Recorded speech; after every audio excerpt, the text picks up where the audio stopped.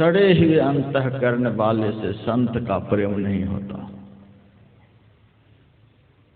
वासना की आर्द्रता से जिनके अंतःकरण सड़ चुके हैं, ऐसे से संत प्रेम नहीं करते।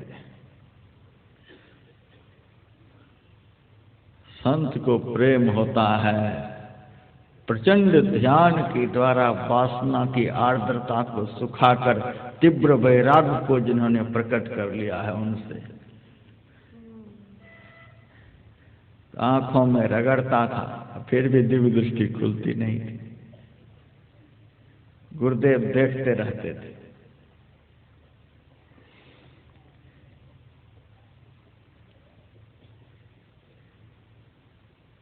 एक दिन गुरुदेव कहते हैं, जिस चरणों को आंखों में रगड़कर तुम अंतर ज्योति पाना चाहते हो, वो ये चरण नहीं है। मैंने पदावली में लिख दिए हैं दोनों चरणों के विषय में। मैं तो हैरत में पड़ गया, ये चरण नहीं है। इन चरणों को रगड़ने से दिव्य दृष्टि नहीं खुलती है। नहीं, मैंने पदावली में उन चरणों के विषय में लिखा है। सदगुरु के ये नकली चरण हैं, असली चरण तो पदावली में मैंने लिख दिए हैं, लेकिन बताए नहीं कि कहाँ लिखे है। खोजने लगा, खोजते खोजते पा लिया। प्रकाश मंडल पद तुम्हारे, मैं पड़ा तमकूप में। गुरु के बायां चरण प्रकाश होता है, अंतर ज्योति होती है। अंतर ज्योति सदगुरु के बायां चरण है। पद नख बिंदु लख, एक टक दृष्टि रख। सो बिंदु तिल तारा, दसम द्वारा। जगमग मणि गुरु ज्योति। चरण नख कहते हैं बिंदु को। प्रकाश मंडल पद तुम्हारे, दायां चरण। फिर मैंने खोज लिया, सतगुरु चरण डोरी दृढ़ तब घट। पिंड ब्रह्मांड से पार करे, जो पकड़े भव पार उतर गए। में ही सतगुरु चरण धरे। अंतरनाद सदगुरु के दायां चरण है। जो अंतर ज्योति और अंतरनाद की साधना करते हैं, उसे दिव्य दृष्टि प्राप्त होती है। लेकिन तुम्हारी श्रद्धा है, यही चरण एक दिन उस चरण का भी दर्शन कराएगा।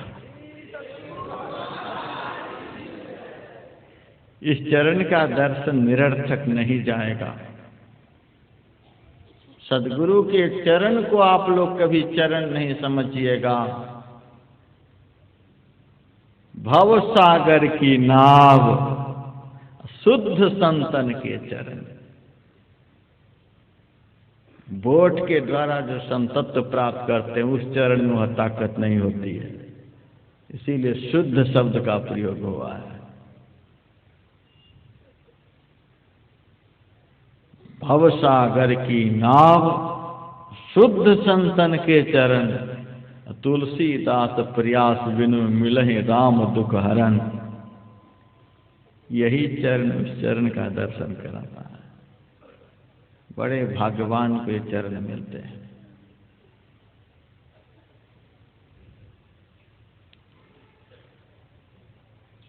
बिना ध्यान किए सदगुरु के चरणों में सही अनुराग नहीं हो सकता है।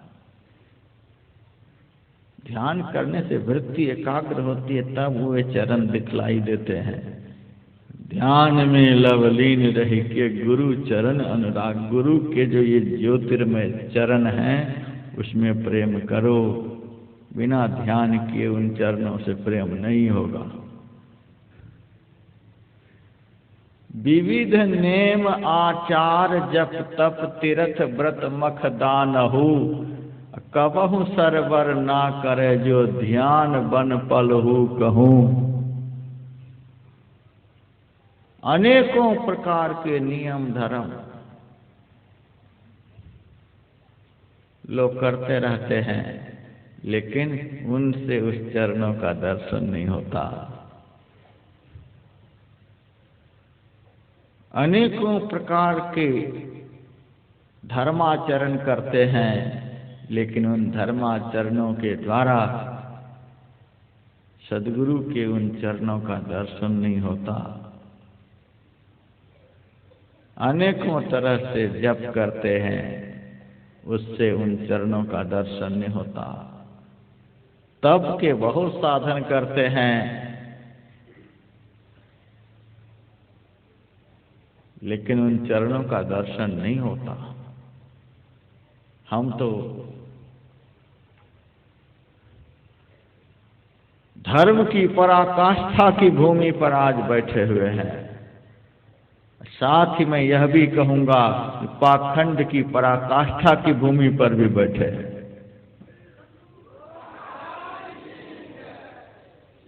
दोनों की पराकाष्ठा यहां पर है। कुंभ के मेले में देखा जाता है, देखते बनता है पाखंड की पराकाष्ठा। संत पलटू साहब ऐसे कहने वाले भारत में कौन संत मिलेंगे।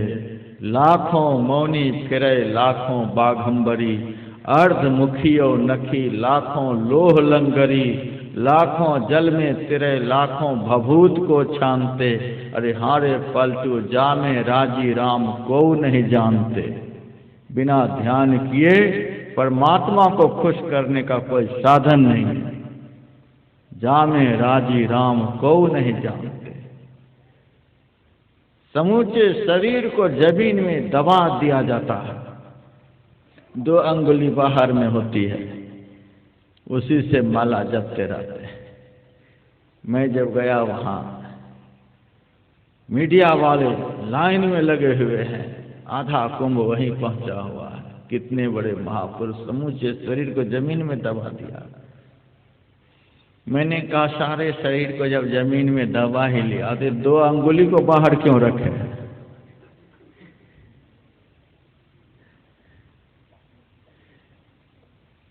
समूचा शरीर तो जमीन में दबा दिया गया है, लेकिन ये 2 अंगुली, ये लोभ और पाखंड बाहर में है। लोभ और पाखंड धरती को छेद कर बाहर निकल गया है। जमीन को दबाने, जमीन में तन को दबाने से क्या होगा। इसीलिए गुरुदेव ने कहा विविध नेम आचार जप तप तीर्थ व्रत मख दान हो, कबहु सरवर ना करे। कभी भी बराबरी नहीं कर सकता तो ध्यान बन पल हो गए।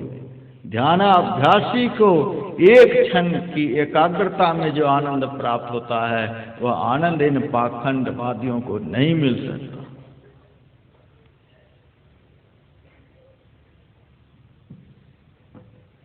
खाला के घर ना ही भक्ति है नाम की, दाल भात है ना ही खाए के काम की। साहब के घर दूर सहज ना जानिए, अरे हारे पलटू गिरे तो चकना चूर बचन को मानी। इतना सस्ता नहीं है। 8 पहड़ की मार बिना तलवार की, चूके सो नहीं ठाव लड़ाई धार की। उन्हों से यह बने सिपाही लाग का, अरे हारे पलटू पड़े दाग पर दाग पंथ बैराग का। तब ध्यान बनता है। राम के घर की बात कसौटी खड़ी है, झूठा टिकैन को आज की घड़ी है। जियते जी मरी जाए शीश लय हाथ में, अरे हाँ पलटू ऐसा मर्द होए परे यही बात में। ध्यान के द्वारा सब कुछ प्राप्त होता है, लेकिन ध्यान में अपने को लगा लेना बहुत बड़ी बात है। जो करता है उसको पता है। दिल्ली रेलवे स्टेशन पर मैं खड़ा था। हरिद्वार की ट्रेन आने में देर थी। एक फौजी मेरे पास आया, कहता है महाराज कहाँ जा रहे हो? हरिद्वार। वहाँ क्या करते हो? ध्यान भजन करता हूँ। अरे जा, ध्यान भजन करता हूँ। घर में खाने को नहीं मिलता होगा, पत्नी मर गई होगी,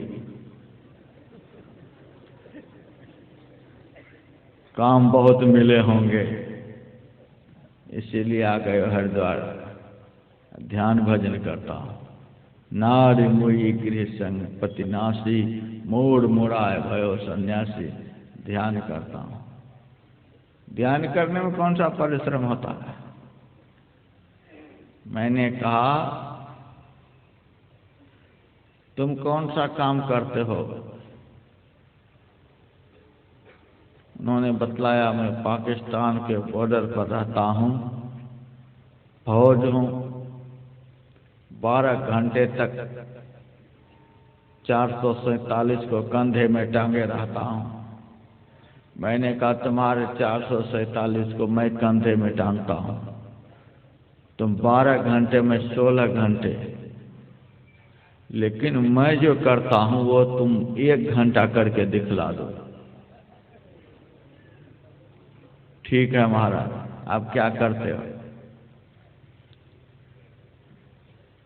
मैं सिद्धासन लगाकर प्लेटफार्म पर बैठ गया, शरीर मस्तक गर्दन को सीधा कर लिया, आंख और मुंह को बंद कर लिया।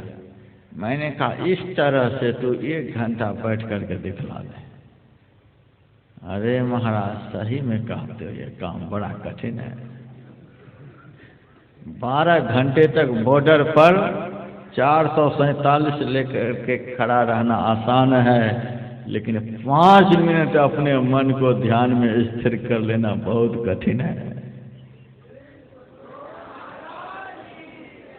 1000 बार इलेक्शन में जीत करके प्रधानमंत्री का पद प्राप्त कर लेना आसान है, लेकिन एक क्षण ध्यान में मन को सही जगह पर केंद्रित कर लेना बड़ी मुश्किल की बात है। संत तुलसीदास जी महाराज ने बस इतना ही कह दिया, जानई सोई जही बनिया। इस बात को वही जानता है जो अभ्यास करते करते बनी आई ध्यान को बना लिया है, ध्यान की गहराई में अपने को पहुंचा दिया है। उनको पता है क्या सब होता है। कबहु सरवर ना करे जो ध्यान बन पलो, बैसाख सकलो साख ग्रंथन की रहे जानत को। सारे धर्म ग्रंथों का अध्ययन कर लिया है। 27 तारीख को मजमा देखेंगे कैसे कैसे अध्ययनशील महात्मा यहाँ पधारेंगे। गुरुदेव कहते हैं बैसाख सकलो साख ग्रंथन की रहे जानत को। धर्म ग्रंथ, उन धर्म ग्रंथ को परिपुष्ट कर देने वाले ग्रंथ को साक्ष्य ग्रंथ कहते हैं। ग्रंथ के अंग प्रत्यंग जिनसे मूल ग्रंथ का पता होता है। साख ग्रंथन की रहे जानत कऊ, ध्यान में मन अथिर जाऊं तो सुख नहीं पावे सो। ध्यान में यदि मन स्थिर नहीं होता है, इन ग्रंथों के अध्ययन से सुख नहीं मिलेगा। फिरे चहु दिशि जगत में अरु वक्तृता देता फिरे, ध्यान बिनु नहीं शांति आवे लोग हो कितनहु घिरे। सारी दुनिया में वक्तृत्व के द्वारा लोगों की बुद्धि को परिभ्रमित कर दिया है। सारी दुनिया में पद प्रतिष्ठा चमत्कार का बाजार लगा दिया है। लेकिन गुरुदेव कहते हैं इन चीजों से दुनिया को भले धोखे में डाल दोगे, लेकिन खुद जब अंदर की तरफ झांकोगे तो पता चलेगा। ध्यान बिनु नहीं शांति आवे लोग हो कितना हो गिरे। सारी दुनिया के लोग क्यों नहीं इकट्ठा होता। हमारे संचालक महोदय सुना रहे थे, हमारा पंडाल तो बहुत बड़ा लगता है, यह तो बहुत छोटा है। हमारा पंडाल तो बहुत बड़ा लगता है और बहुत लोग होते हैं, लेकिन वो कहने वाले यदि आज सभा में होते तो पता चलता इस सभा के अंदर जो एक एक लोग बैठे हुए हैं,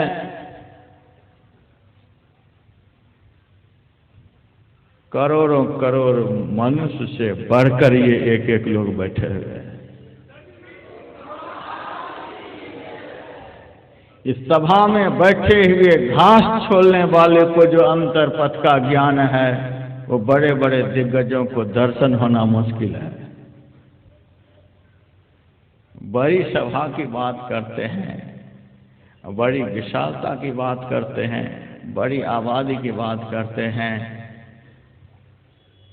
सियारों के हजारों हुआ के सामने एक सिंह का एक ही दहाड़ काफी होता है।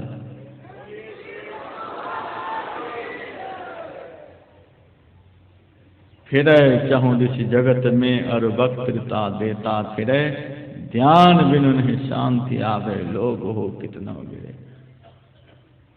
अकेले घूम नहीं सकते, अकेले विचरण नहीं कर सकते, अकेले किसी से मिल नहीं सकते, इतना जीवन कैद बन गया। कैसे समाज को कैद से छुड़ाएंगे? जिनका जीवन खुद कैद में पड़ा हुआ है, वो समाज को कैद खाना से कैसे मुक्त कराएंगे? यह दुनिया बंदी गृह जम के, जीव बंदी रहे घेरा रे। सतगुरु गुरु बिन ना कोई कबहूं, जो तोड़े जम घेरा रे।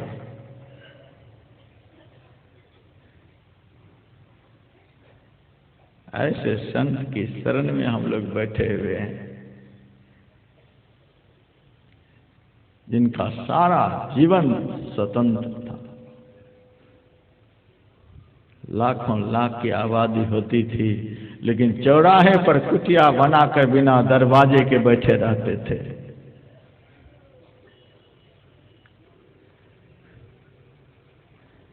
अकेले घूम नहीं सकते, अकेले बोल नहीं सकते, अकेले मिल नहीं सकते। ध्यान के द्वारा जीवन में वह स्वतंत्रता प्राप्त होती है। जेठ उतरी हेठ सूरत, पिंड में बासा करी। अब भूल गई घर आदि अपनो, भव में सब सुधि गई हरी। सूरत चेत अचेत छोड़ो तू शिखर की बासनी, माया में मगनो नहीं ये अहै दारुण फांसनी।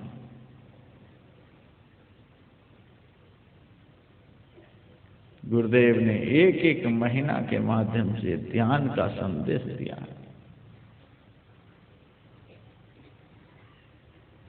लेकिन ध्यान किया जाए कैसे? ध्यान की बातें तो बहुत हो जाती हैं, लेकिन ध्यान कैसे किया जाए? आंख और मुंह को बंद कर लिया और ध्यान हो गया? नहीं नहीं, यह तो ध्यान का भी प्रदर्शन चल रहा है। ध्यान में दर्शन होता है।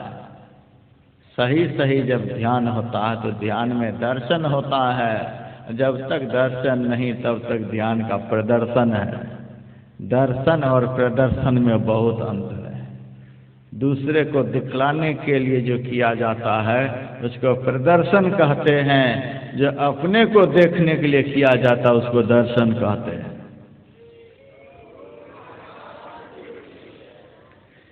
ध्यान में दर्शन कैसे होगा? कैसे ध्यान करने से दर्शन होता है? गुरुदेव ने उपदेश चौपाई में लिखने की कृपा की है। नित सत्संगति करो बनाई, अंदर बाहर द्वय विधि भाई। धर्म कथा बाहर सत्संगा, अंतर सत्संग ध्यान अभंगा। गुरुदेव केवल इसी सत्संग से खुश नहीं होते थे। यह तो आधा सत्संग हुआ। पूरा सत्संग तो तब होगा जब ध्यान करेंगे।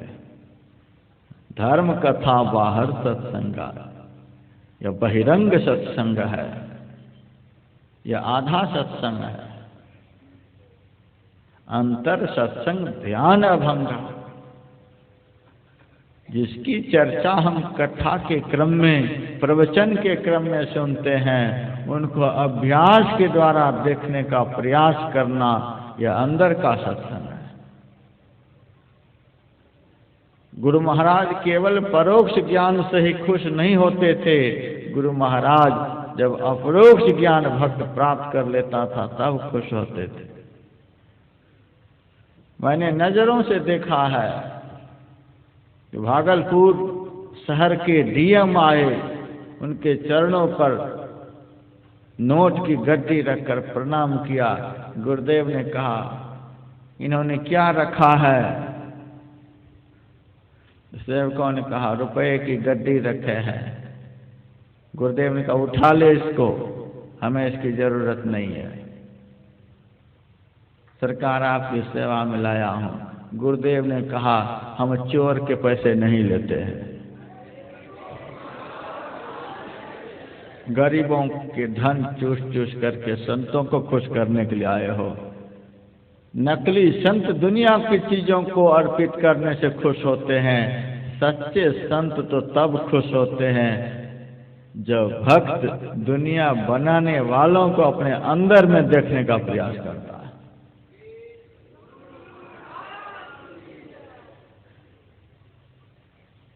ध्यान करो, साधना करो, अपने को अपने अंदर में देखने का प्रयास करो। यदि साधु को खुश करना चाहते हो, सच्चे साधु ऐसे भक्त से खुश होते हैं जो भक्त अपने जीवन का निर्माण करना चाहता है और अपने जीवन का निर्माण करना चाहता है। उठाओ इस पैसे को। कलकत्ता से एक भक्त बहुत सुंदर आम लेकर के आए थे। विपरीत ऋतु का वह आम था। उनके मन में हो रहा था, देखो बहुत कीमती आम लेकर के हम आए हैं। गुरुदेव ने कहा, इन्होंने क्या लाया है? तो आम लेकर आया है। कितने के आम लाए हो? सरकार आपकी सेवा में। नहीं, पैसे बतलाने होंगे। पैसे बतलाओ। 150 रुपये किलो के हैं। संतसेवी जी, इनको 150 रुपये दे दीजिए। सरकार से पैसे कैसे लेंगे? मुझे देना हो तो पैसे लेने होंगे। उस आम से गुरुदेव खुश नहीं होते थे, लेकिन एक साधारण मनुष्य, साधारण भक्त जो नित्य नियम से ध्यान सत्संग करते थे, वो जब गुरुदेव के चरणों के पास आते थे तो उन्हें देखते ही मुस्कुराने लग जाते थे, खुश हो जाते थे। हम जब अपना कल्याण करने लग जाते हैं तब संत को खुशी होती है। संत को दुनिया की चीजों को दे दे करके खुश करना चाहते, कभी नहीं। ये नकली संत खुश होते हैं। आप जब अंदर से खुश होते हैं तब गुरुदेव बाहर की खुशी प्रकट करते हैं, बाहर से मुस्कुराते हैं कि हाँ, अब मुझे खुश करने का प्रयास कर रहे हो। ऐसे हमारे गुरुदेव थे। आए तो यदि नोट की गड्डी सामने नहीं आए तो ऐसे भक्त को पूछने वाला नहीं है। घूम करके देखिए,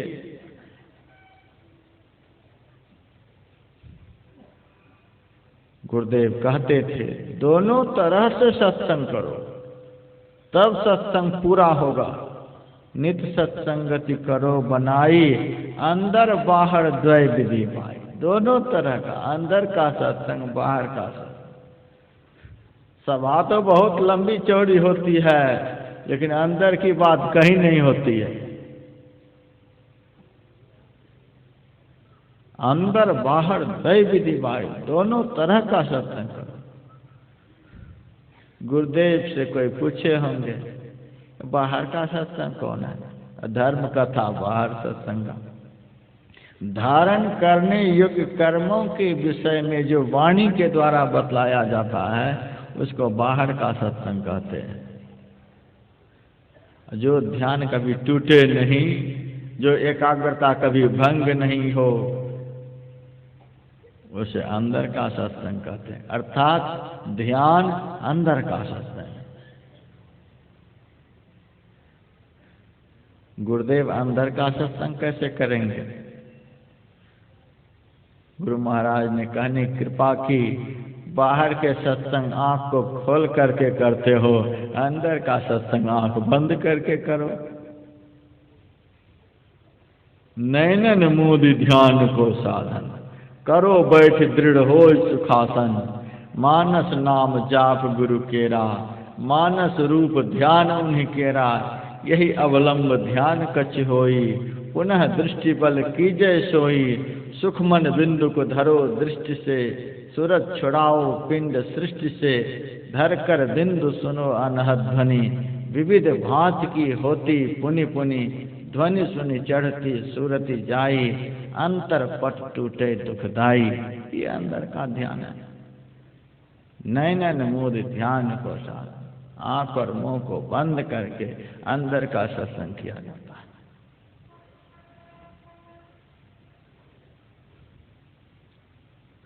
चौदहों इंद्रियों के साथ साथ बाहर का सत्संग होता है, चौदहों इंद्रियों से छूटते हुए अंदर का सत्संग होता है।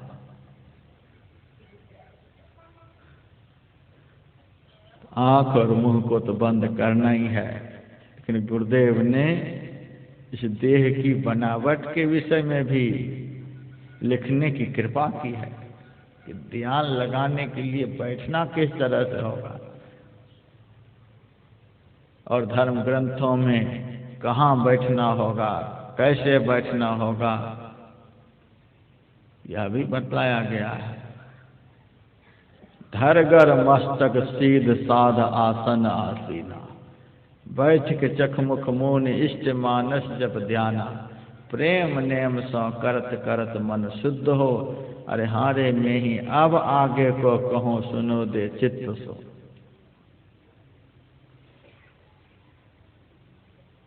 पवित्र स्थान होना चाहिए। ध्यान करना बहुत पवित्र काम है, इससे पवित्र काम दुनिया में कोई हो नहीं सकता। इसलिए इस पवित्रतम कर्म के लिए पवित्र स्थान होना चाहिए। मैं बड़े बड़े लोगों के घर में जाता हूँ, भोगों को भोगने के लिए हजारों हजार महल बना रखे हैं, लेकिन भोगों से छूटने के लिए एक छोटा सा भी कमरा नहीं है। मुझे अच्छा नहीं लगा। कम से कम एक छोटा सा कमरा भोगों से छूटने के लिए होना चाहिए।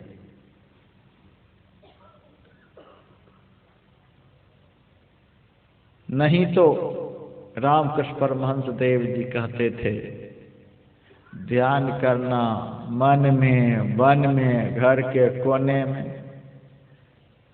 एक कमरे की व्यवस्था नहीं हो पाती है, चलो कोई बात नहीं,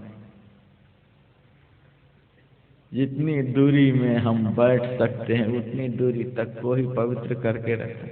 एक आसन बिछाने लायक जगह घर में होना चाहिए। एक कोने में 3 फुट लंबी चौड़ी जगह होनी चाहिए। एक ही जगह पर ध्यान में बैठते बैठते वह जगह पवित्र हो जाती है, तीर्थ के समान वह जगह हो जाती है। एक ही जगह पर रोज ध्यान पर बैठना चाहिए। बंदरों की तरह इस डाली पर से उस डाली पर ऐसे ध्यान नहीं लगेगा। ध्यान जब बन जाता है फिर तो आप जहाँ जहाँ बैठेंगे वही जगह तीर्थ बन जाएगी। नृसिंह भगवान प्रहलाद जी से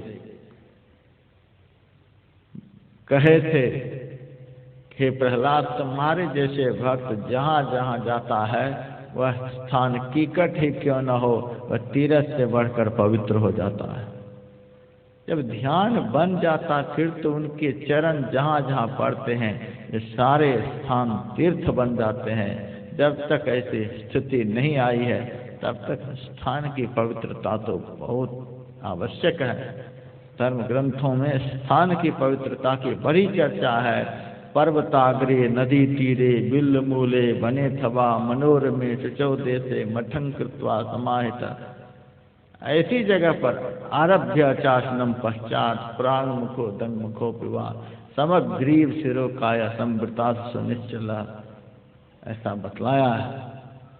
सुचौदे से प्रतिष्ठा किया।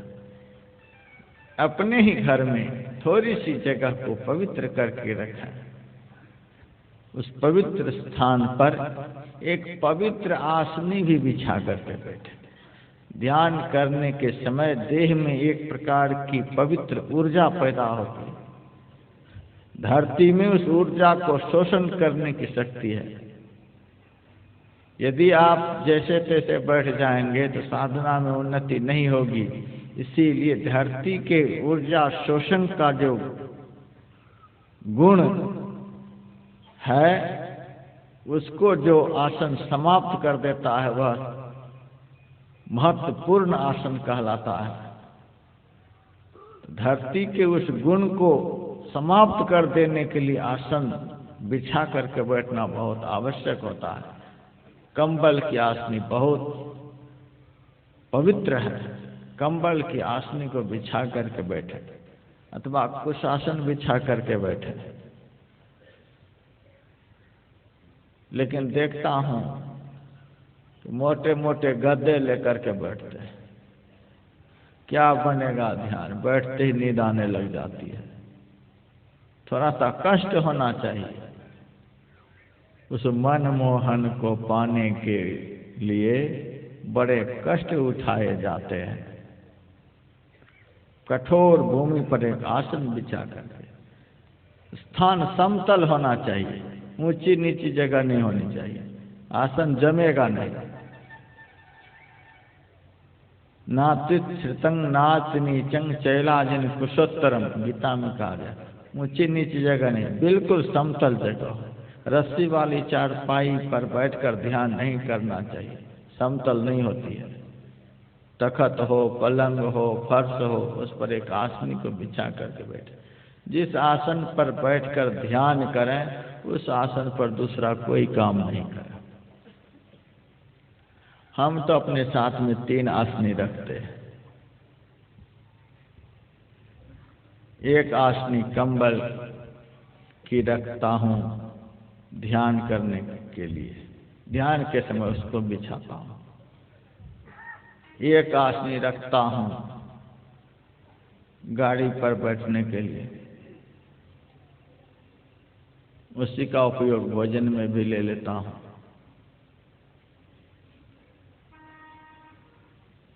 और एक आसनी रखता हूँ जब भाषण देना होता है तब बिछा करके बैठता हूँ। इस आसनी पर ध्यान नहीं करता हूँ, नहीं तो बस प्रवचन ही शुरू हो जाएगा ध्यान में। ध्यान करने के लिए अलग आसन।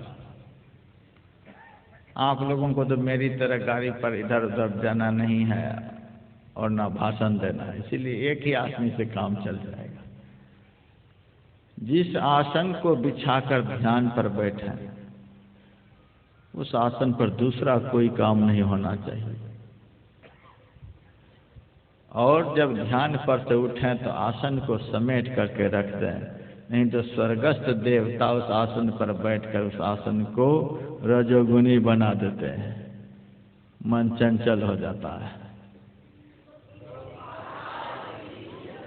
उस आसन पर बैठकर देवता भी ध्यान करना चाहते हैं, लेकिन उनके भाग में ध्यान कहाँ है। वो तो आपके ध्यान को तोड़ने के लिए बैठते हैं। एक आसन को बिछा करके बैठे, ध्यान के बाद उसे समेट कर रख दें। उस आसन पर जब बैठें तो शरीर को कैसे रखें, धरगर मस्तक सीध साध आसनास विद्वान समग्रीव शिरो नासाग दृग्भ्रु मध्य सस्वृत बिंबम पश्चिम नेत्राभ्रामृतम पिबे। शरीर सीधा होना चाहिए। एक कछुआ की तरह बैठने से ध्यान करना मुश्किल है। सुई की तरह शरीर सीधा होना चाहिए। इसीलिए इस सत्संग में संख्या कम होती है। लोग कहते हैं हमारे महाराज में तो बहुत भीड़ होती है। तुम्हारे महाराज कभी कहते ही नहीं कि सीधा होकर बैठो। सीधा होकर के बैठोगे फिर पता चलेगा कितने लोग आकर के बैठते हैं। यहाँ देखते हैं माताएं भी उतनी सीधी हैं और पुरुष भी उतने ही सीधे हैं। एक एक इस्पात के टुकड़े बैठे हुए हैं। शरीर बिल्कुल सीधा होना चाहिए। सीधा होकर के बैठने से स्वाभाविक रूप से ही श्वास प्रश्वास की गति धीमी हो जाती है। मन की चंचलता कम होती है। सदैव ध्यान रहे। सत्संग में भी सीधा होकर के बैठे हैं, ध्यान के समय भी सीधा होकर के बैठे। लेकिन जो 60 साल पार कर चुके हैं, कमर टेढ़ी हो चुकी है, उनके लिए छूट है। 60 साल के बाद हमारी सरकार भी उनको 30%, तो हमारे सदगुरु सरकार भी छूट दे दी। अब किसी भी तरह से बैठ लो, अगला जन्म में सीधे हो जाओ।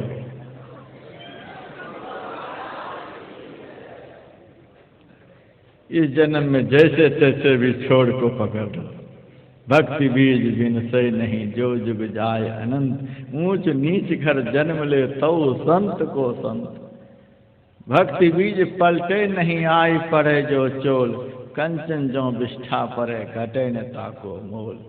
किसी भी तरह से भजन के ताड़ को, भजन के छोड़ को पकड़ लेना है।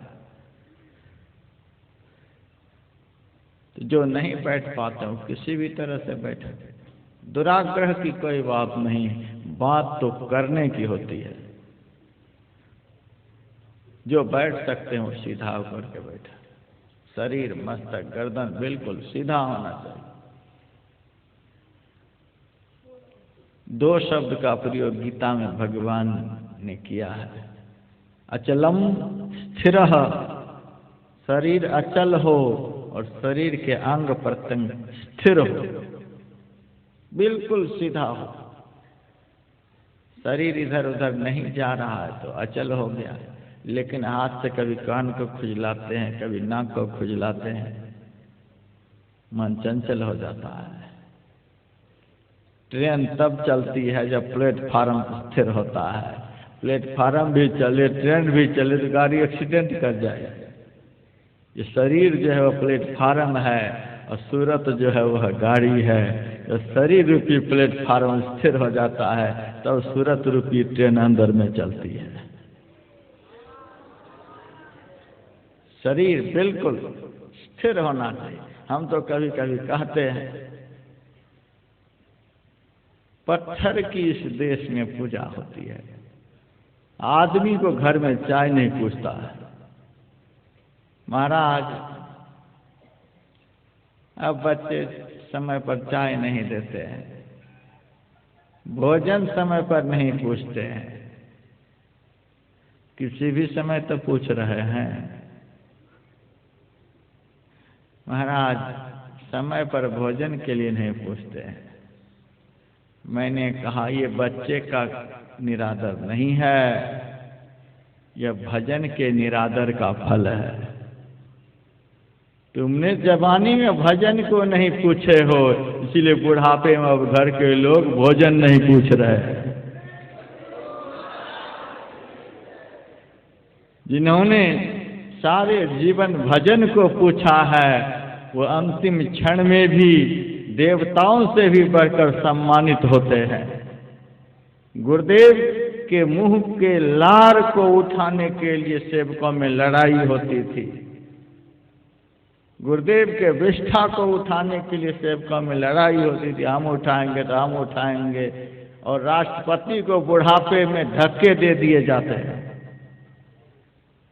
उन्होंने जवानी में पद तो बहुत ऊंचा ले लिया, लेकिन भजन के पद को छोड़ दिया।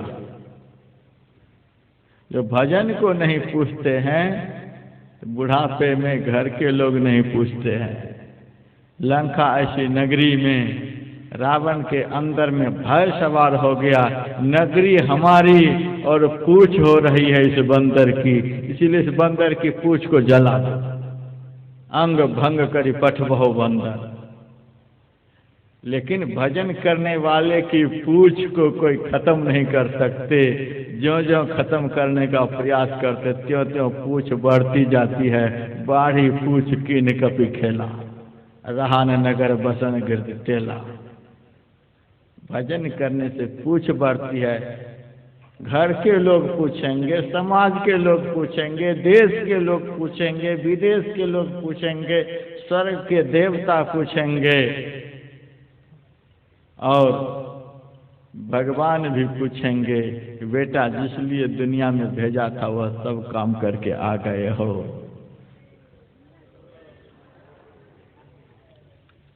भजन नहीं करेंगे। अभी तो घर के लोग नहीं पूछ रहे हैं, एक ऐसा दिन आएगा कि शरीर नहीं पूछेगा, आंख नहीं पूछेगी अब देखो बढ़िया से, कान नहीं पूछेगा कि बढ़िया से सुनो, हाथ नहीं पूछेगा कि बढ़िया से काम कर लो, पैर नहीं पूछेगा कि यहाँ पर चल कर जाओ। तुम्हारा शरीर भी एक दिन तुम्हें नहीं पूछेगा। अभी तो लड़के बच्चे नहीं पूछ रहे हैं, दिन तो वह आने वाला है शरीर भी नहीं पूछेगा। और भजन करेंगे तो भगवान पूछेंगे। कल मैंने ऋषिकेश की चर्चा की थी। ऋषिकेश में एक महात्मा रहते थे, बाबा मस्त राम। एक दिन भिक्षाटन के लिए गए, किसी माई ने कहा इतना हटा कटा शरीर, भीख मांगता है, शर्म नहीं आती है, कोई काम करो। महात्मा को बड़ा दुख हुआ। उन्होंने निश्चय कर लिया अब किसी से मांगूंगा नहीं और अपने हाथ से खाऊंगा नहीं। 3 दिन तक न तो कहीं गए न किसी से कुछ बोले, भजन में मस्त हो गए।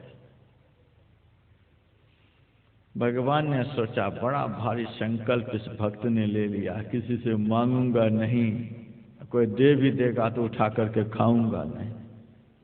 अब हे प्रभु आपका नाम मैं ले रहा हूं, अब आपको खिलाना पड़ेगा, आप खिलाओगे तो खाऊंगा, नहीं तो नहीं खाऊंगा। संकल्प ले लिया।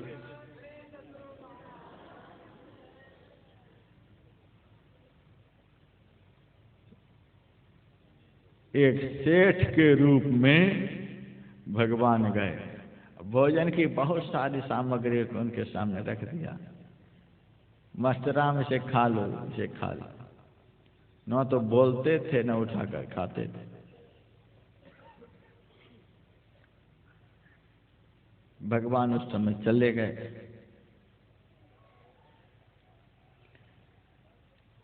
चार 5 चोर आए बाबा की कुटिया पर। चोर बहुत भूखा था। क्या देखो ये महात्मा रहता है कुटिया में, हलवा पूरी मेवा मिष्ठान का बाजार लगा रखा है।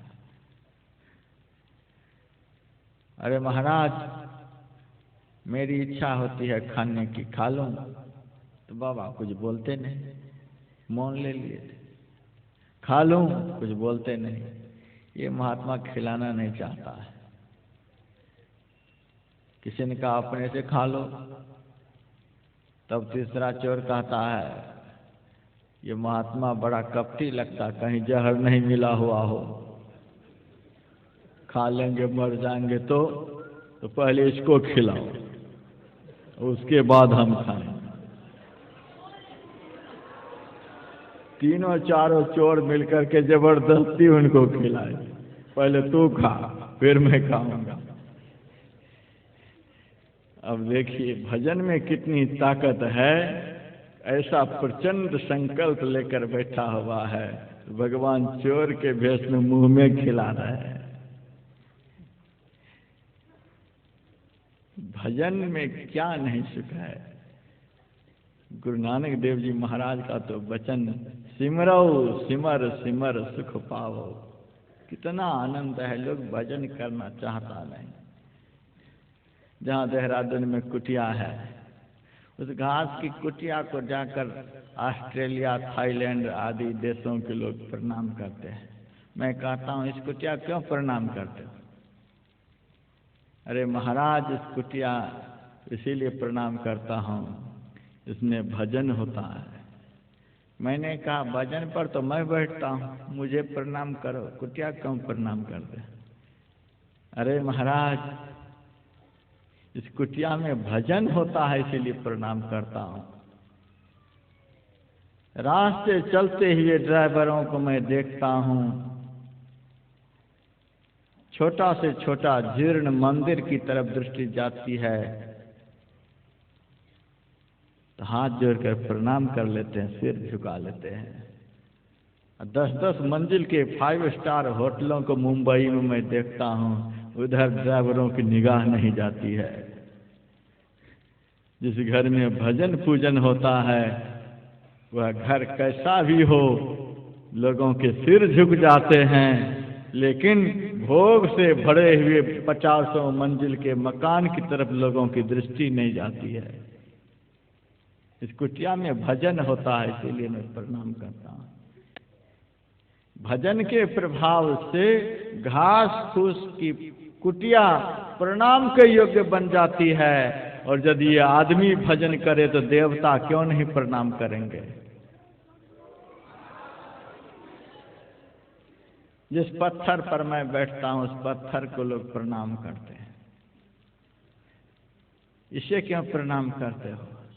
महाराज, इस पत्थर पर बैठकर आप भजन करते हैं।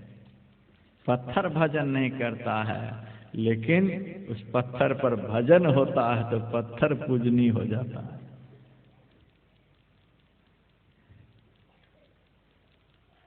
भजन करे तो कितना सम्मान बढ़ेगा जिसका ठिकाना नहीं।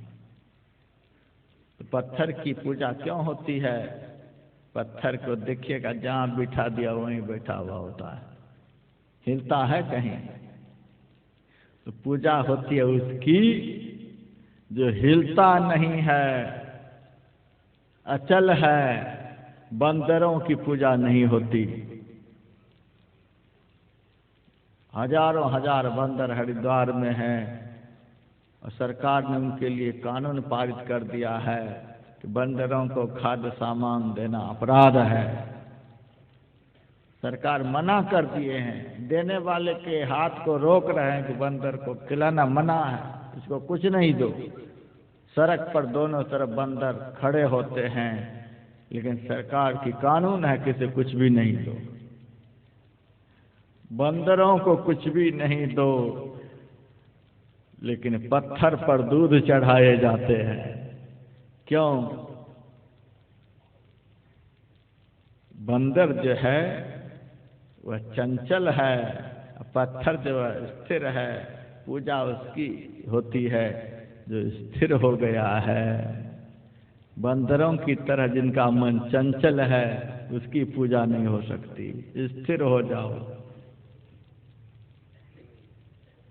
नाम जपत स्थिर भया, ज्ञान कथत भया लीन। भजन करते करते पत्थर हो। 5 मिनट ही बैठे, 10 मिनट ही बैठे, 1-1 मिनट भजन का क्रम आप बढ़ाते जाएं, लेकिन पत्थर की तरह बैठे। 5 मिनट ही ऐसा बैठे लोगों को पता नहीं चले कि यह पत्थर है कि आदमी है। आप कहते हैं ध्यान में कुछ दिखता नहीं है। अच्छी तरह से बैठा भी जाए तो आनंद आता है, अब बैठने पर दिखेगा फिर तो डूब ही जाएंगे। इसी को तो साधना कहते हैं। ध्यान में कुछ दिख गया है तो साधना का फल है। साधना क्या है? अपने को पत्थर बना लेना, यही तो साधना है। अपने को स्थिर कर लेना, यही तो साधना है। जितनी देर बैठे बिल्कुल स्थिर हो जाए, स्थिर होकर मुंह को भी बंद रखें। मुंह को बंद करने के लिए साधु संत इसीलिए कहते हैं, भजन में सबसे अधिक विघ्न डालने वाला यह मुंह है। मुंह यदि बड़बड़ करता रहेगा तो भजन में कुछ भी नहीं होगा। मन को चंचल बनाने वाला यदि कोई शरीर का अंग है तो वह मुंह है। जो अधिक बोलेगा उनसे भजन नहीं होगा। मेरे से लोग कहते हैं कि महाराज कोई ऐसा उपाय बतलाओ तो ध्यान में तुरंत आनंद आ जाए। अच्छा, ऐसा उपाय जानना चाहते हैं तो 6 सूत्र में बतलाता हूँ। इन 6 सूत्रों को अपने जीवन में आत्मसात कर लो और मजा लो। चित्त प्रसादम जनयंत शीघ्रम, आंतरिक आनंद को शीघ्र प्राप्त करो। 6 सूत्र याद रखो। सबसे पहला सूत्र एकांत वासो। जिस दिन एकांत में रहने में आपको आनंद आएगा, समझेंगे कि अब ध्यान में आनंद मिलने वाला है। देहरादून आश्रम पर जल्दी लोग टिकते नहीं। अरे महाराज यहाँ तो कोई आता नहीं, यहाँ तो कोई चढ़ावा देता नहीं, यहाँ तो कोई मिलने जुलने वाला होता नहीं, कैसे यहाँ रहा जाए। आदमी चाहिए तब उसका मन लगेगा। जिनको आदमी के बिना ही मन लगता है उसको ध्यान में आनंद आता है। एकांत वास, अकेले में रहने में जिनको ज्यादा आनंद आता है। 2 घंटे 3 घंटे आप लोग किवाड़ी को बंद करके बैठे, लेकिन नाराजगी से नहीं बैठे। घर में कोई झंझट करके किवाड़ी बंद करके नहीं बैठे, तब तो टेंशन पैदा होगा किवाड़ी के अंदर भी। ऐसे बैठने के लिए संत नहीं कहते। स्वाभाविक रूप से किवाड़ी को बंद करके आप 1-2 घंटे, आप नहीं भी चाहेंगे जप हो फिर भी जप होगा। आप नहीं भी चाहेंगे ध्यान के लिए फिर भी ध्यान होगा। सो नहीं जाना है। किवाड़ी को बंद करके जैसा मैंने कहा उस तरह से बैठना है, बैठे रहना है। ध्यान क्यों नहीं बनेगा? मनुष्य से ध्यान नहीं बनेगा तो जानवर से ध्यान बनेगा। क्यों नहीं बनेगा? कुंभकर्ण का ध्यान बन गया। राम रूप गुण सुमिरता मगन भयउ छन एक। भगवान का सुमिरन करते करते, भगवान का गुणानुवाद करते करते एक क्षण के लिए कुंभकर्ण का ध्यान लग गया। हम लोगों का ध्यान क्यों नहीं लगेगा?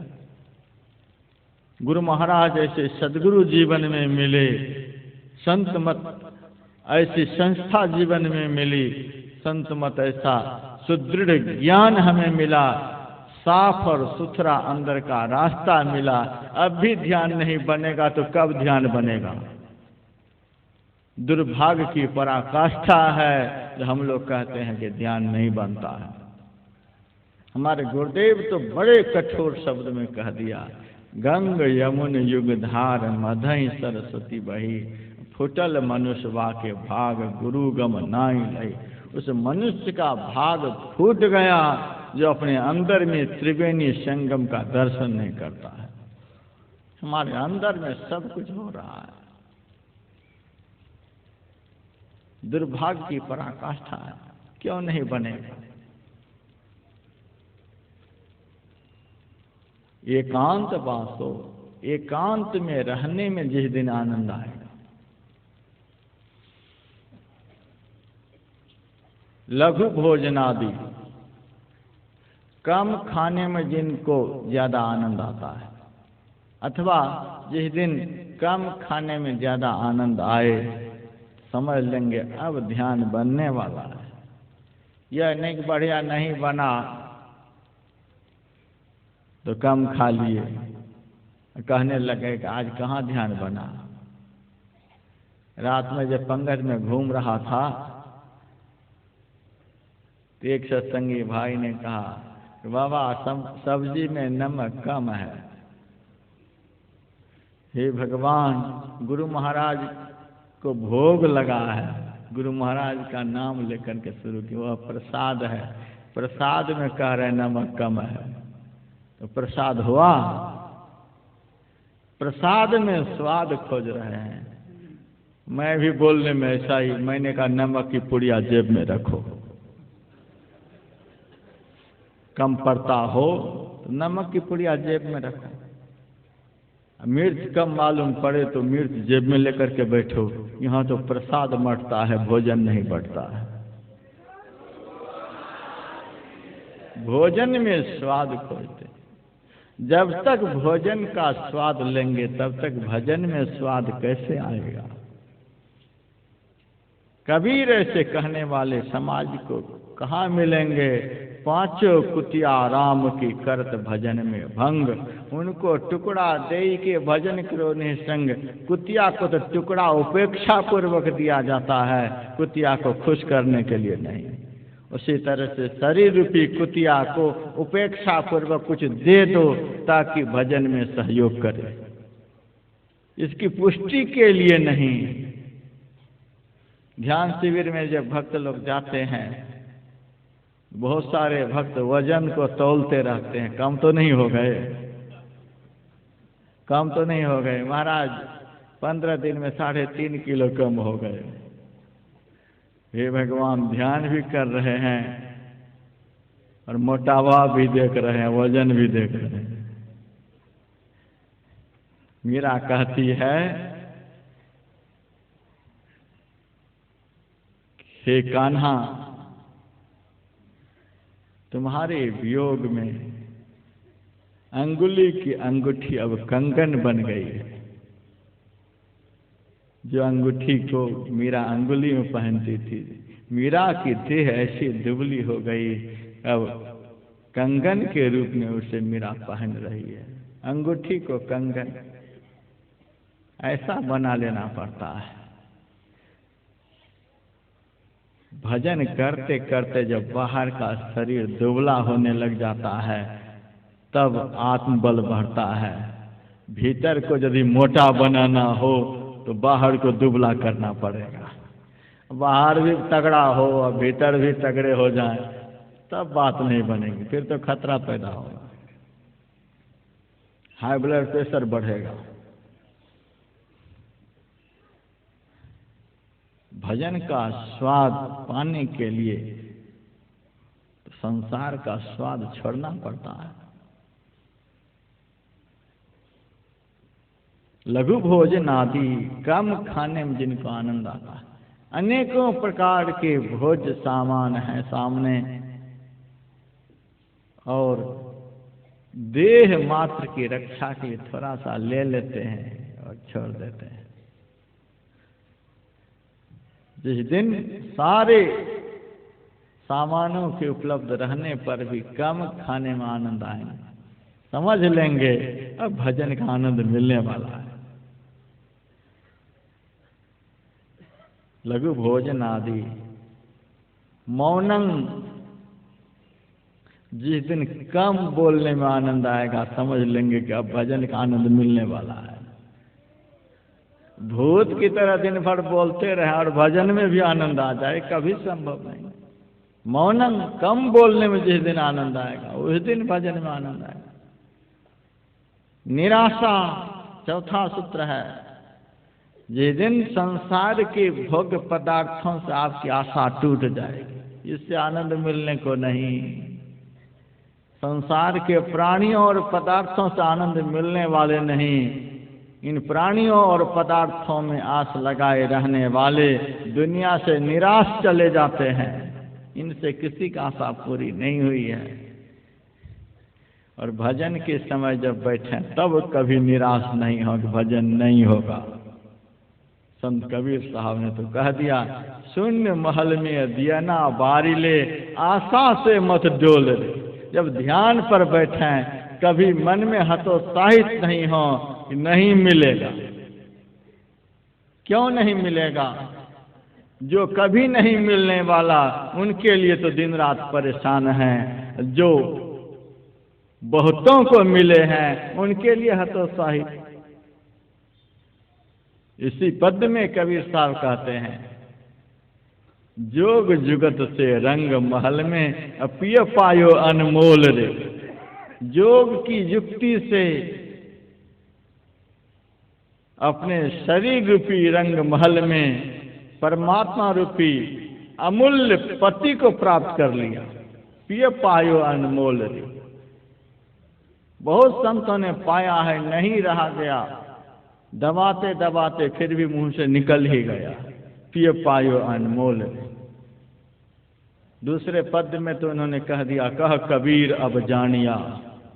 जब जानिया तो मन मानिया, मन माने लोग ना पति जय तो क्या की जाए। कह कबीर अब जानिया, अब जान लिया उनको।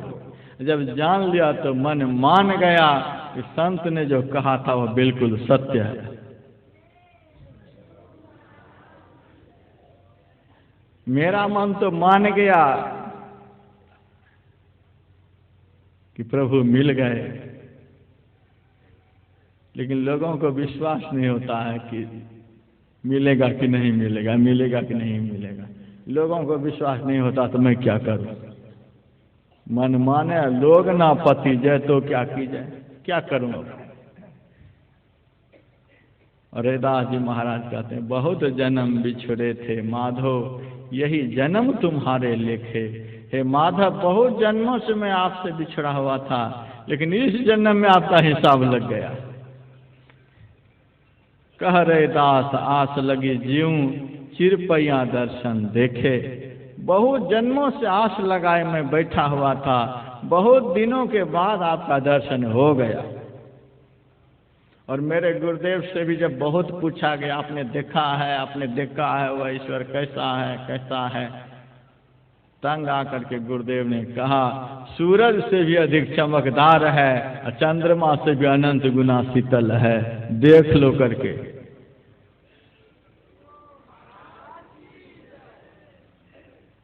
जो मिलते हैं, जो बहुतों को मिले हुए हैं,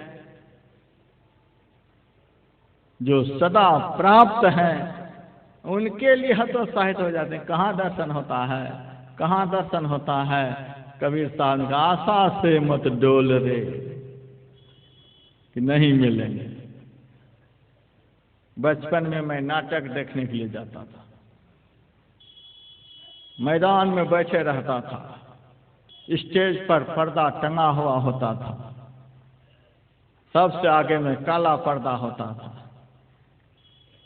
छोटी बुद्धि होने के कारण एक दूसरे से पूछता था, नाटक कहाँ शुरू हो रहा है, नाटक कहाँ शुरू हो रहा है।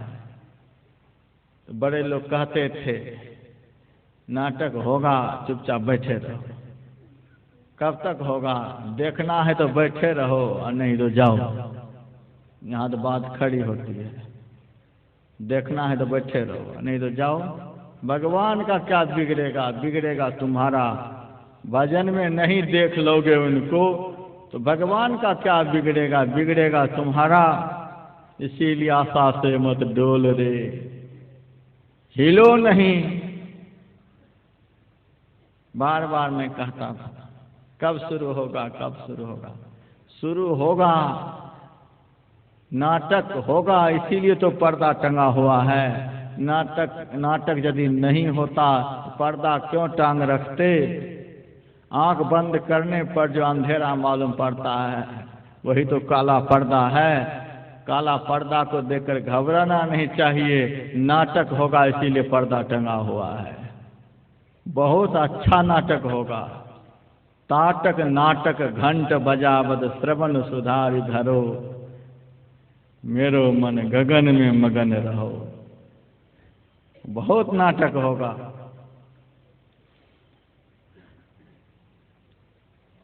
फिर मैं पूछता था, अब कब शुरू होगा। अरे नाटक देखना मेरे बस की बात नहीं, दिखलाना मेरे बस की बात नहीं।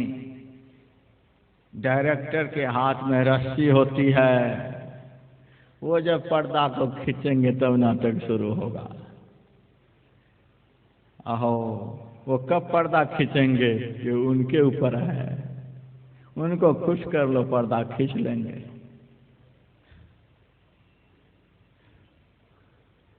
बहुत देर के बाद जब डायरेक्टर देखता था कि मैदान भर गया है और अंदर के सारे पात्र सज चुके हैं, तब हुसिल बजाते थे और धीरे धीरे पर्दा को खींचते थे।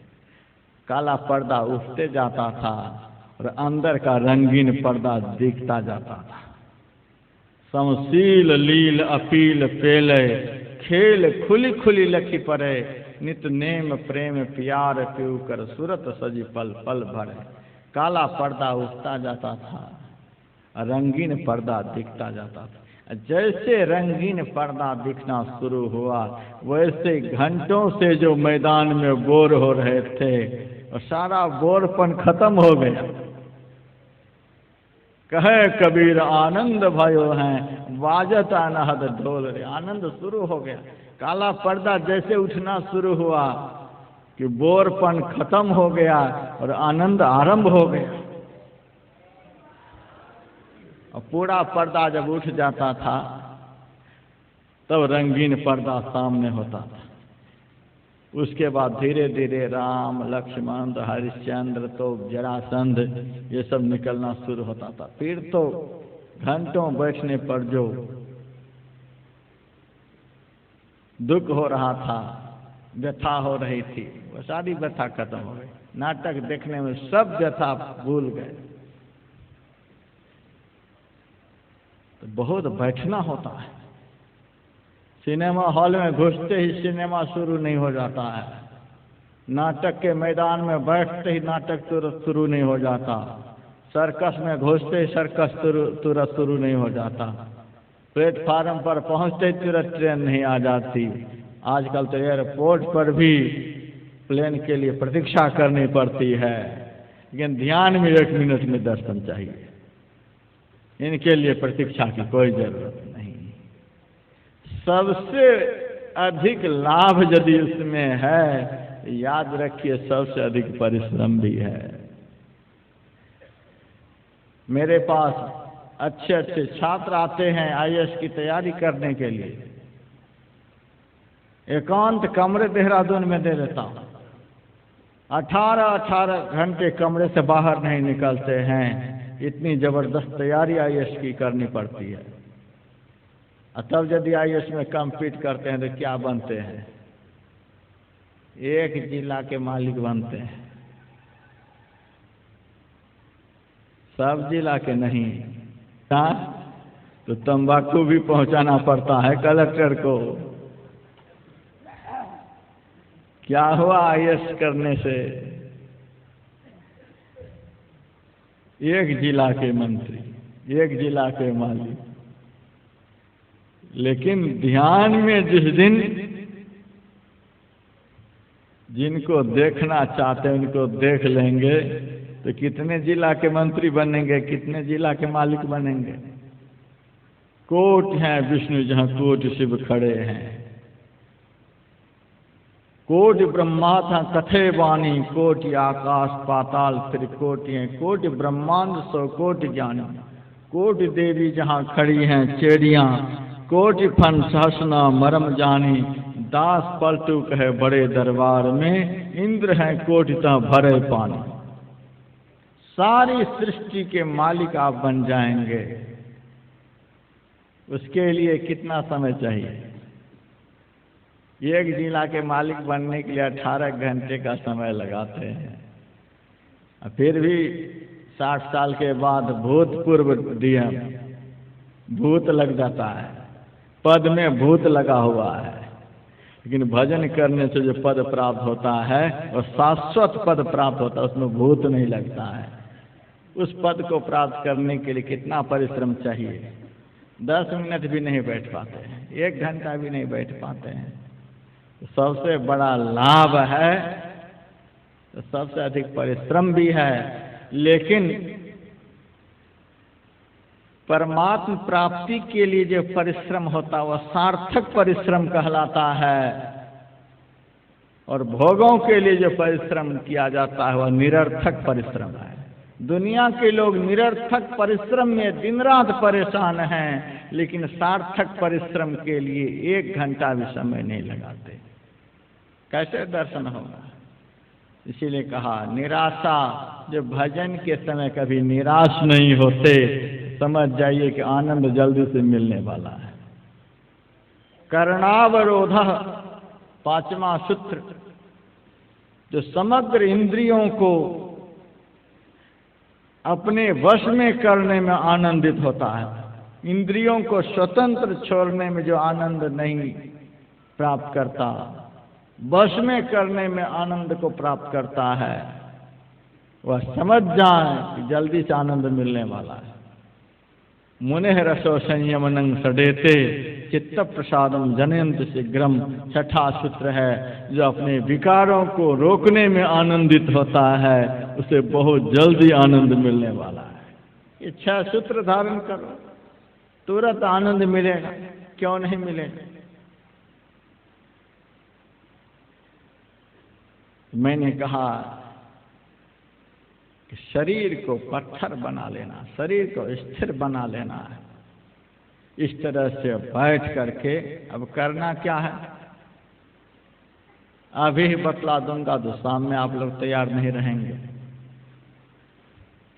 इसीलिए अभी भूमिका के रूप में इतना ही कह दिया कि भजन पर इस तरह से बैठा जाता है, बिल्कुल पत्थर होकर आंख और मुंह को बंद करके बैठ जाए। अब आंख बंद करके करना क्या है, 3 बजे के बाद बतलाऊंगा।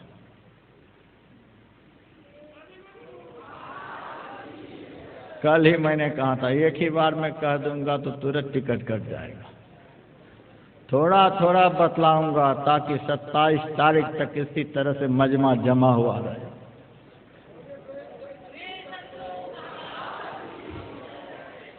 थोड़ा थोड़ा कहते कहते ही पूरा कर दूंगा।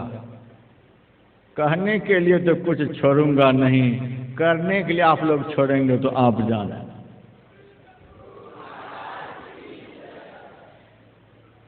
अब हमारे गायक जी से एक भजन सुन लीजिए। ब्रह्मानंद स्वामी का भजन होगा। अगर है प्रेम दर्शन का भजन से प्रीत कर प्यारे। एक भजन सुनिए, 2 आध्यात्मिक आरतियां होंगी, भजन खत्म होगा और धीरे धीरे भोजन शुरू होगा। यहाँ तो बस यही 2 काम है, तीसरा काम नहीं। जय गुरु महाराज।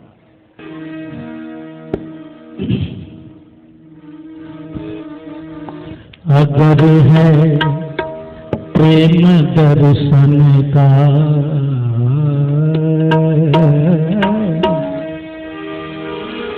भजन से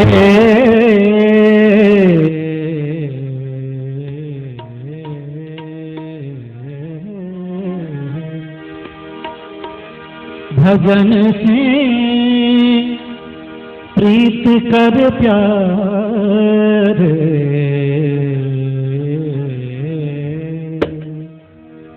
अगर है प्रेम दर्शन का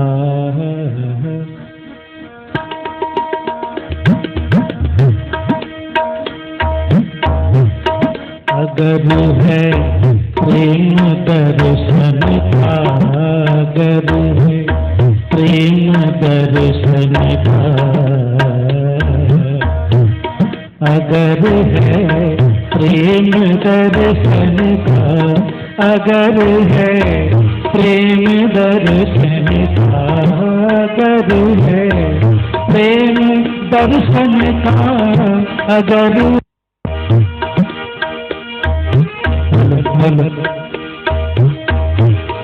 अगर है प्रेम दर्शन का अगर है प्रेम दर्शन का भजन से प्रीत कर प्यारे।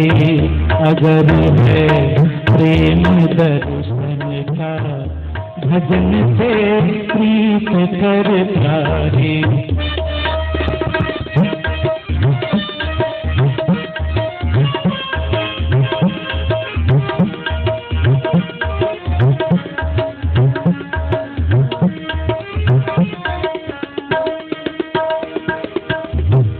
छोड़ कर काम दुनिया के, छोड़ कर काम दुनिया के, रोक दुश्मनों से मन अपना। छोड़ कर काम दुनिया के, छोड़ कर काम दुनिया के, रोक दुश्मनों से मन अपना।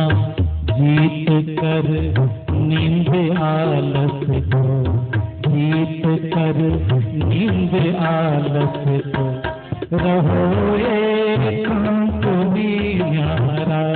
जीत कर नींद आलस को, रहो एकांत में यारा।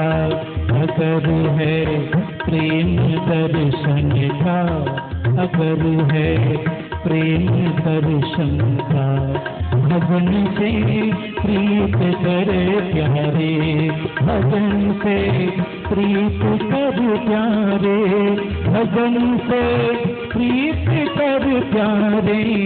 अगर है प्रेम दर्शन का, भजन से प्रीत कर प्यारे।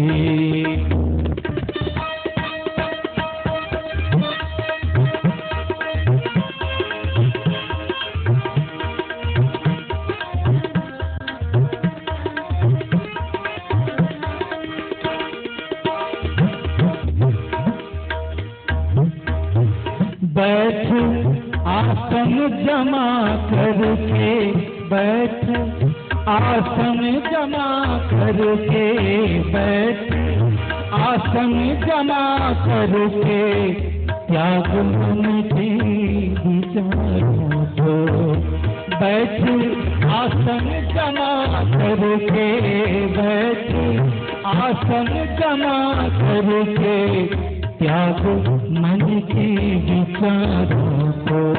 देख विभूति के अंदर से, देख विभूति में अंदर से, प्रीत कर प्यारे, भजन से प्रीत कर प्यारे। अगर है प्रेम दर्शन का, भजन से प्रीत कर प्यारे।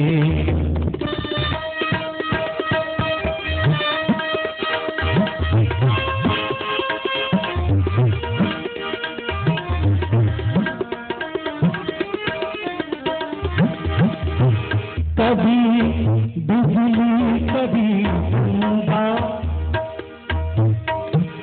कभी बिजली कभी कभी बिजली कभी बूंदा,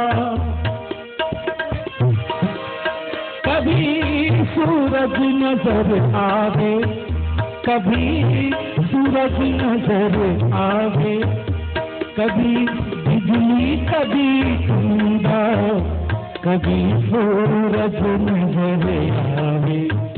कभी फिर ध्यान में भासे, कभी फिर ध्यान में भासे, ब्रह्म ज्योति का झंकारा, ब्रह्म ज्योति का झंकारा।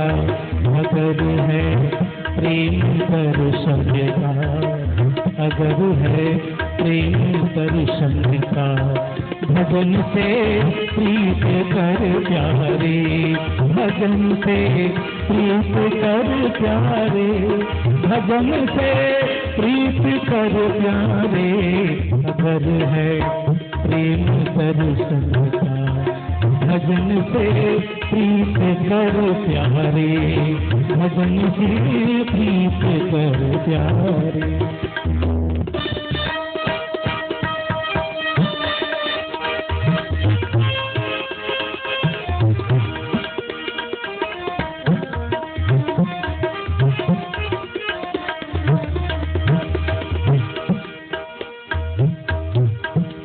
मिटे सब पाप जन्मों के, मिटे सब पाप जन्मों के, मिटे सब पाप जन्मों के, कटे सब कर्म की बंधन।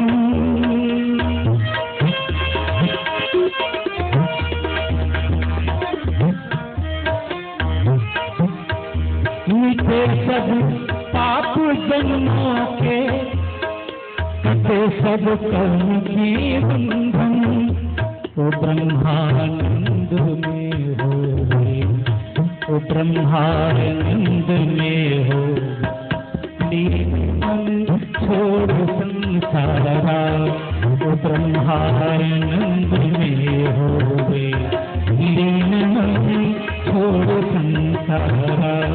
अगर है प्रेम दर्शन का, अगर है प्रेम दर्शन का, भजन से प्रीत कर प्यारे, भजन से प्रीत कर प्यारे, भजन से प्रीत कर प्यारे।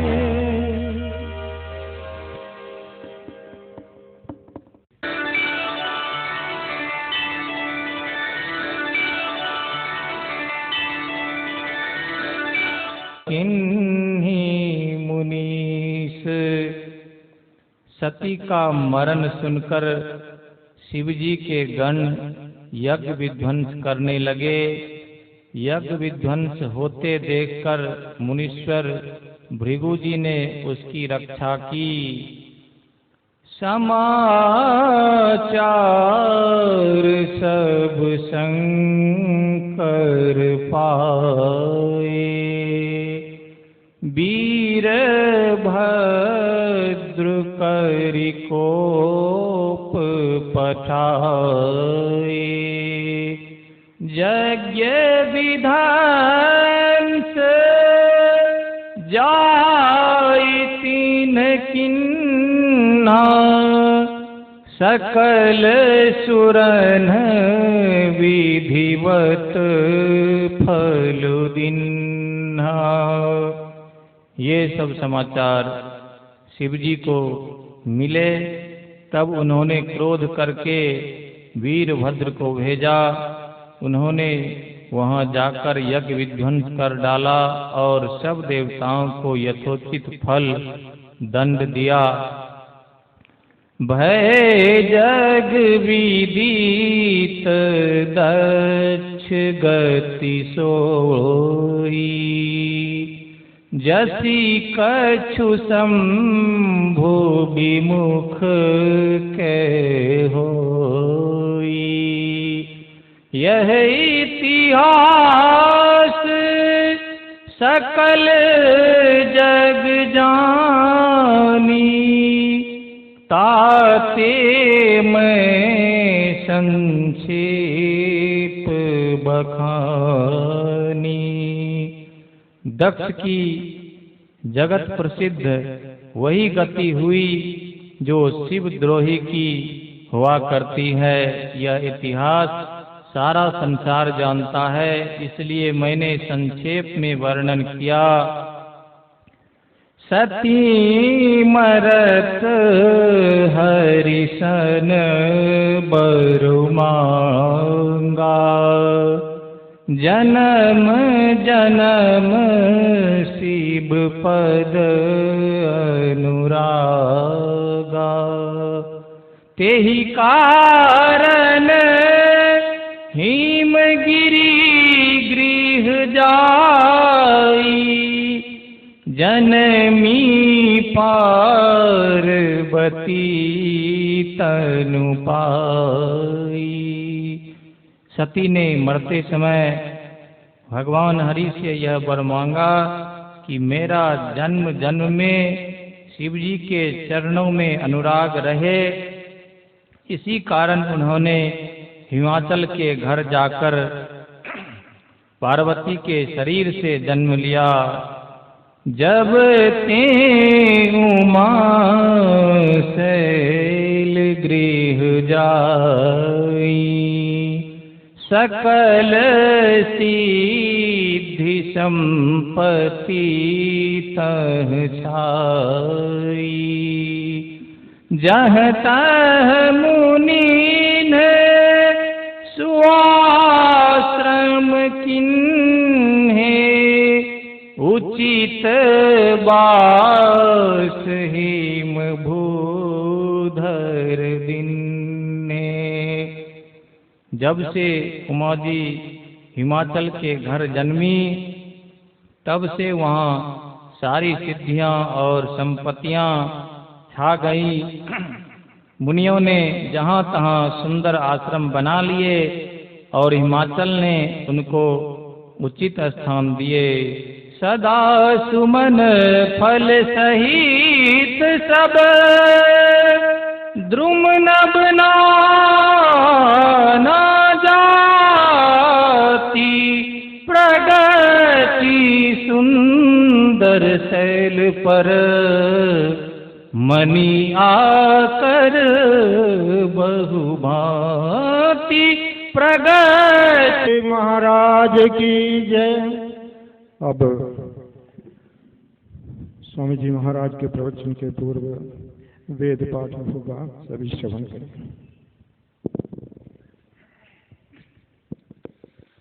ह्यूं भूर्भुवः स्वाहा भद्राय कारिणीभिः श्रेयोयामदेवा भद्राय पश्येमा क्षाभर्जोजतराः श्रीरैराङ्गस्तश्चवा गुंसस्तरोभिर्व्यासि बाहिदेवाहितां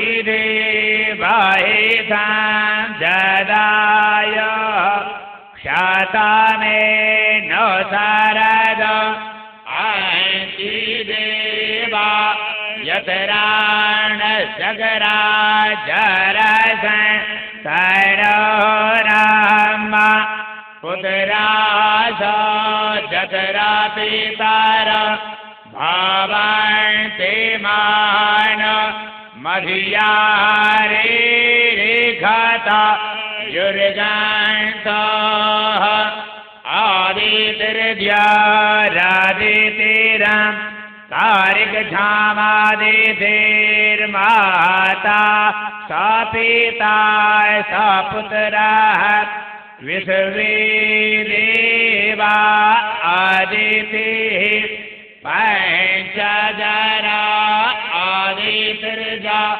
कामादितिर्जानित्वम् यः शान्तिरं तारिकचक्षुः शान्तिः पृथिवी शान्तिरापः शान्तिराघदयः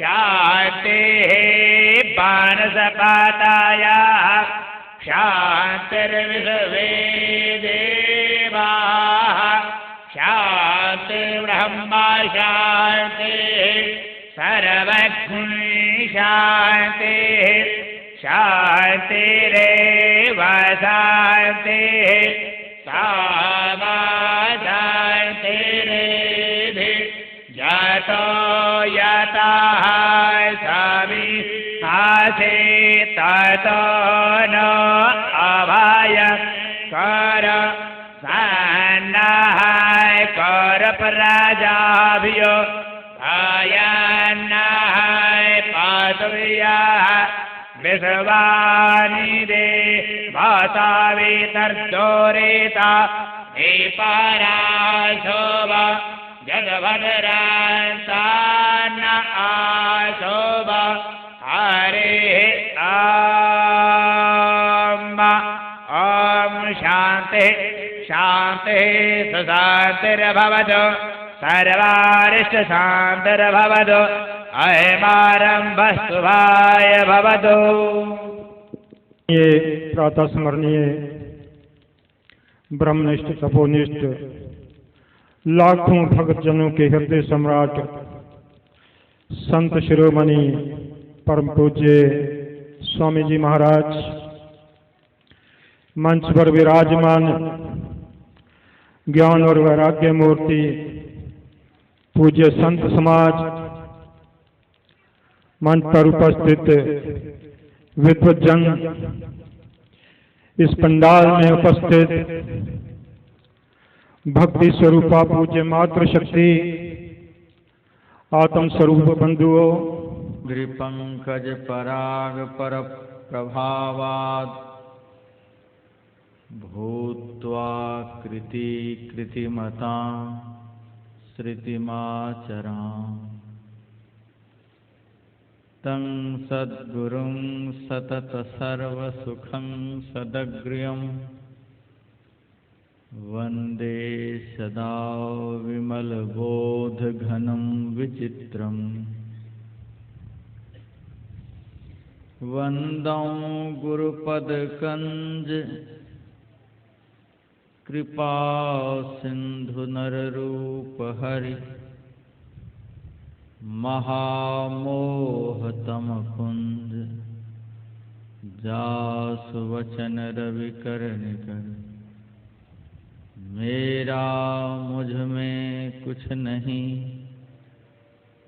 जो कुछ है सब तोर तेरा तुझको सौंपते क्या लागेगा मोर। मंचासीन सम्माननीय साधु समाज, उपस्थित सत्संग प्रेमी सज्जन वृंद, माताओं तथा बहनों, संत मत सत्संग में विशुद्ध संतों की वाणियों की ही प्रधानता रहती है।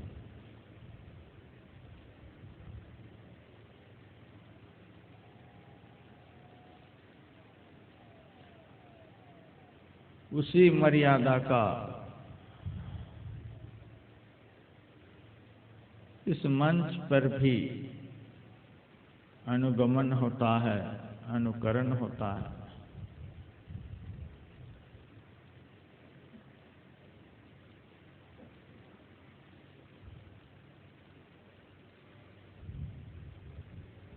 प्रसंग बालकांड का है।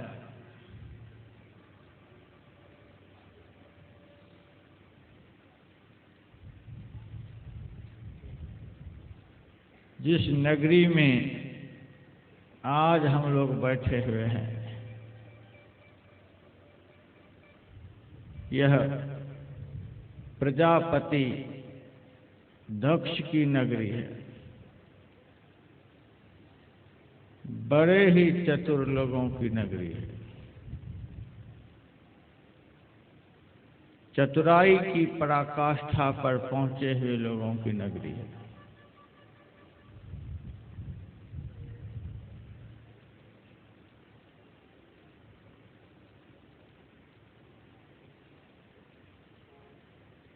ऐसी नगरी में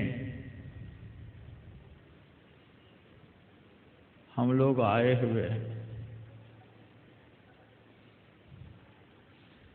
चतुराई का अभिमान रखेंगे तो संशय का जन्म होगा।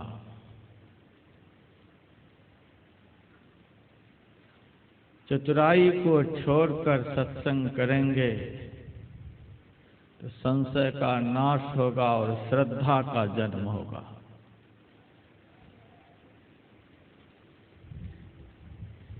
इस भूमि पर आकर